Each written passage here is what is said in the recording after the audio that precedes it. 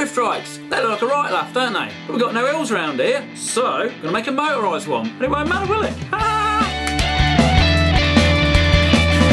Okay, we're going to start with the engine. Now, of course, it's a pit bike engine, small, air-cooled, no radiators, quite powerful, and key to this, got an electric start. So, get an axle, all the links will be on my website.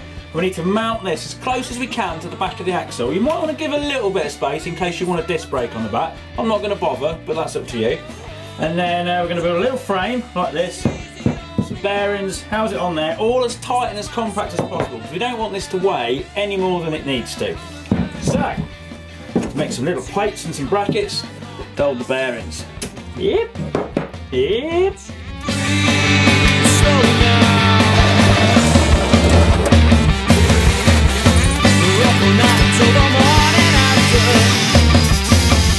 I've got two plates. Look, now I've cut little slots out of them so you can slot the axle in from the back, so you don't have to slide the whole thing through, because that'll just be a pain in the future.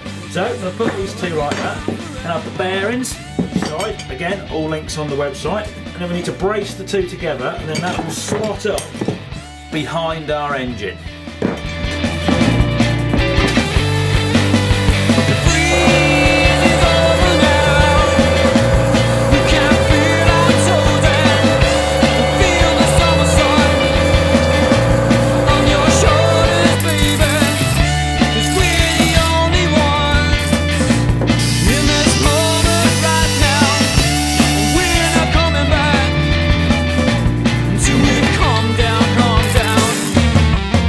That's that bit of chassis done. I've welded this bit out the middle here, that's what the engine's going to mount to, but before we mount the engine we need to mount the axle. Now I've got the axle, mine's already got the sprocket welded onto it because I've kind of already made this already just to test if this whole thing still works, but all that is another front sprocket with all the teeth ground out the middle. Now we need to slot this in here, see why I've got slots now, and then get the bearings. Because our frame is really thin, the actual bearing carriers on the axle are a bit further out, so I've had to make these little shims which go in the bearings to take up the distance, because it's a funny shaped axle and you can't get a bearing to fit it snugly. If you haven't got access to a lathe, then you'll just have to make this part of the frame a little bit wider, but it won't look as good. So we slide these over, get it all centralised, and then we'll get the engine on. Okay, so the engine's sat in position, and we get the chain, wrap it round, get a rough idea of how long it needs to be, and then chop the required amount of links out. So you just pull it forward, tension it up, and then I've bolted a bit of metal on underneath the engine. We're going to spin that round, get up underneath it, weld it on, and it's that simple. Now, stick a mount on the top, and then tidy all the electrics up.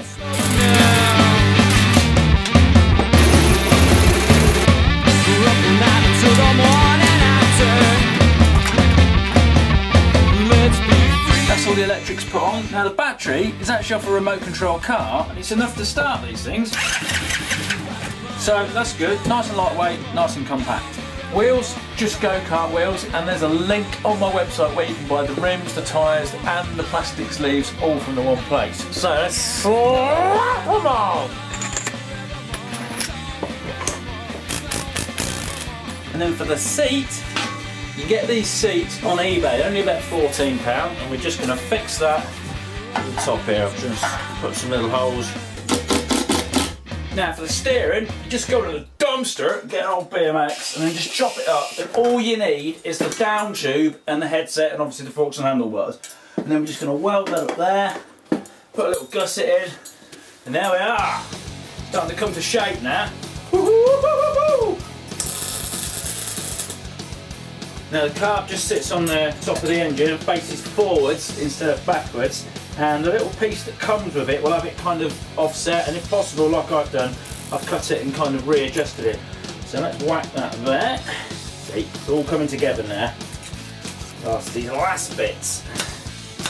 So the exhaust pipe's just the one that come with the engine, chopped down a bit shorter, heat the bend up, take a little bit of the twist out of it, and then you shove it up here and it faces forward. Now originally this was just like a temporary measure, but it's actually quite a good place to put it. So for the front brake, there's no point running like V brakes or anything where the cable has to come into the side, because it all gets a bit messy and it'll probably catch your feet on it.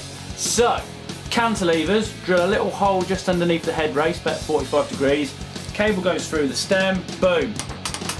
That is the solution. There we go, looking pretty cool. However, it's very easy to forget the very last thing we need, and that is a petrol tank. So, I've made a tiny little tube thing, and you just strap that to the crossbar. There we are, it's done. Let's just give it a paint job and go drifting! Yes, we're ready to rock. So, click up here to see it in action, and also I've put the very same engine in a mobility scooter. You can see how I did that up here, and I've put a 600cc sports bike engine in a tuk-tuk. You can see that mad creation down here. If you're on a mobile, click in the top right and you'll get a little drop down thing with the cards, and then come on, subscribe people, because this is what we do!